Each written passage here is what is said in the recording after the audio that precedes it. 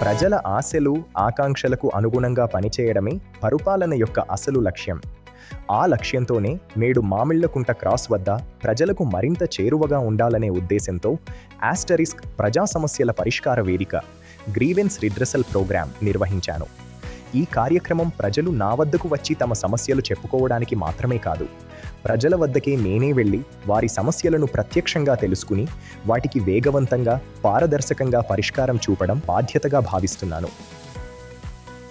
Collector గారి దివ్య సముఖములకు విన్నపం ఏమనగా, వికలాంగులు ఎదుర్కొంటున్నటువంటి సమస్య, అయ్యా మాకి తల దాచుకోవడానికి గృహం కావాలి అని గవర్నమెంట్ వారు కూడా కొంచెం సహాయం చేసి ఆ 10 ఇళ్ళు కట్టిస్తే ఆ యొక్క రోడ్డు నిర్మాణాలు మరియు ఈ ఇల్లు సత్యసాయి జిల్లా కలెక్టర్ శ్యామ్ ప్రసాద్ గారి యొక్క ఆశీస్సులు మాకు మెండుగా ఉంటాయని దృఢమైన విశ్వాసంతో నమ్ముచు 20 ఇండ్లు ఉన్నాయి. ఎన్పి కుంట గ్రామము మాది. సాంబశివారెడ్డి గారు, రవణమ్మ గారు, మేము మా ఇల్లు రిపేర్కుండాదని రిపేర్ చేసుకుంటూ ఉంటే అందరినీ మమ్మల్ని బెదిరించి మమ్మల్ని ఇబ్బంది పాలు చేస్తున్నారు. మా భర్త మీదకి వికలాంగుడు, మా భర్త మీదకి వస్తారు, నా మీదకి వస్తారు, చాలా ఇబ్బందిగా మమ్మల్ని చాలా వేధిస్తున్నారు. ఇంకొంటి ఒక్కసారి మా మీద దయ ఉంచి, కనికరం ఉంచి అన్ని చోట్ల తిరిగినాము. లాస్ట్ సార్ ఇది న్యాయం చేస్తాడనే నమ్మకంతో ఇక్కడికి వచ్చినాము.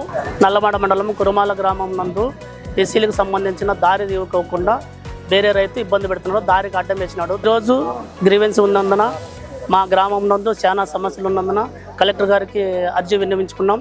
దయ ఉంచి కలెక్టర్ గారు, ఎంఆర్ఓ గారు ఇద్దరు వచ్చి సర్వే చేయించి 20 మంది రైతులకు దారి ఇప్పించవలసిందిగా విన్నవించుకుంటాం. అయ్యా పరిగి గ్రామము 22 సంవత్సరాల నుంచి మేము వర్క్ చేస్తున్నాము. ఇంతవరకు మాకు జీతాలు తగ్గించలేదు. ఈ మధ్యలో తగ్గించి మా ఆడుకుంటా అన్నారయ్యా.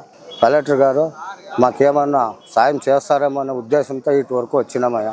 ప్రతి అర్జీని సానుకూల దృక్పథంతో పరిశీలించి అర్హులైన ప్రతి ఒక్కరికి న్యాయం జరిగేలా జిల్లా యంత్రాంగంతో కలిసి పనిచేస్తున్నాను. ప్రజలకు సేవ చేయడమే ప్రథమ కర్తవ్యం.